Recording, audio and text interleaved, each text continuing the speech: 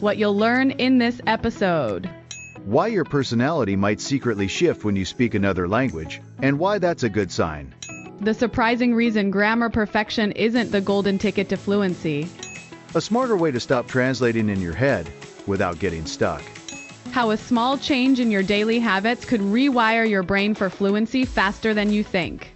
You know that feeling when you're trying to speak another language? Yeah. And your brain just feels stuck, like it's constantly translating back and forth from your native language. Oh, absolutely. That little internal translator working overtime, it's really common and honestly kind of exhausting. Yeah, it really slows you down. So that's what we're getting into today in this deep dive. Yeah. How you can actually start thinking in your target language. Exactly. Building, well, what you could call a second brain for that language, moving beyond that constant translation step. Right. And our aim is to give you some, actionable things you can start doing. Now, fluency, it means different stuff to different people, right? Yeah. Exams, work, just chatting. Sure. Loads of different goals. But for today, let's focus on getting that smooth communication flow.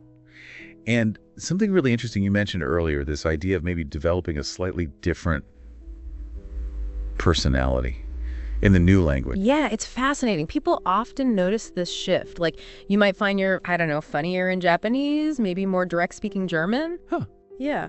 It suggests you're not just learning words, but tapping into the culture, the way of thinking that's embedded in the language. It's a sign of really getting it. Like unlocking a different side of yourself. That's pretty cool. It shows you're moving past just reciting phrases. You're feeling it more naturally. Precisely. It's about the culture, the gestures, the whole package. Feeling like a natural speaker, not just a textbook reader. Okay, so how do we start building this second brain? How do we kick the translation habit, or at least rely on it less? Well, the first thing is, maybe counterintuitively, don't beat yourself up about translating right at the beginning. It actually has its place. Oh, okay. So it's not inherently bad. No, not at the start. It's like a quick way to get your bearings, grab some basic words. It gives you a foothold, a starting point. Got it. Like training wheels? Kind of, yeah. Yeah. But, and this is the key, as you get a bit further along, you need to consciously try not to translate immediately. See a new word. Try to guess what it means from the rest of the sentence first. From the context. Exactly, from the context. It forces your brain to connect that word directly to the situation or the idea in the target language, not via your first language. It helps things stick, too. Okay, so active guessing before reaching for the dictionary or the translator app. Right. And then, the next step, start looking up definitions in the target language. Ooh, okay. That sounds harder. Yeah. And slower. It is slower, definitely, especially at first.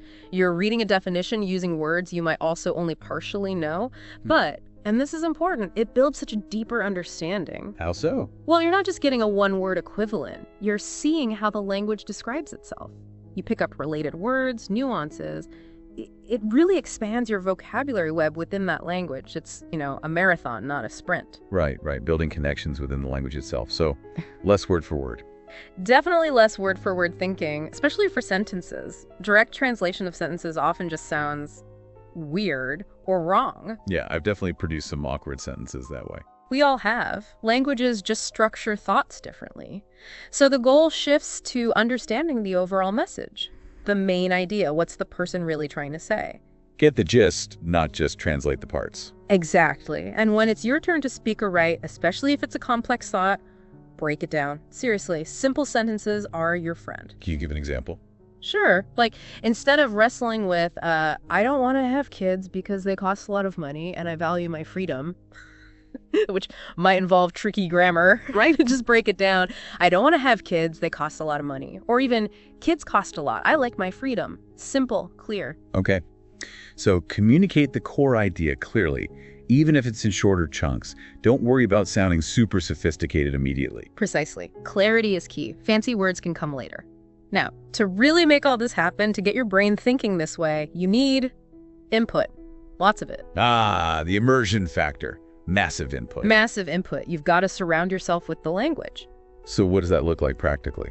Reading, watching things, movies, YouTube, whatever you like, listening podcasts, music, following news or social media in the language. Just soak it in. Make it part of your daily life. Yes, consistently. Even short bursts help.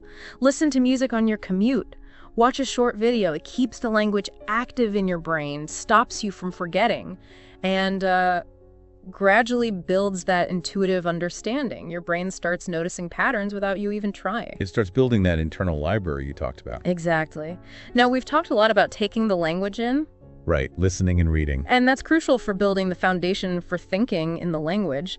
But we should also mention, maybe briefly, that you do need to balance it with output, too. Speaking and writing, actively using it. Yeah, that active use really cements things. It makes those connections stronger. Maybe that's a topic for another deep dive, but input and output, they work together. Okay, good point. Input lays the groundwork. Output builds the structure on top. You could put it that way.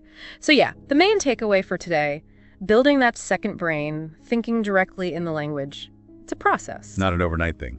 Definitely not. It's about consciously shifting away from translation. Focus on context, simplify your own thoughts when you express them, and just get tons of exposure. Immerse yourself. It takes time and consistent effort for sure. It does. But here's a final thought to leave you with.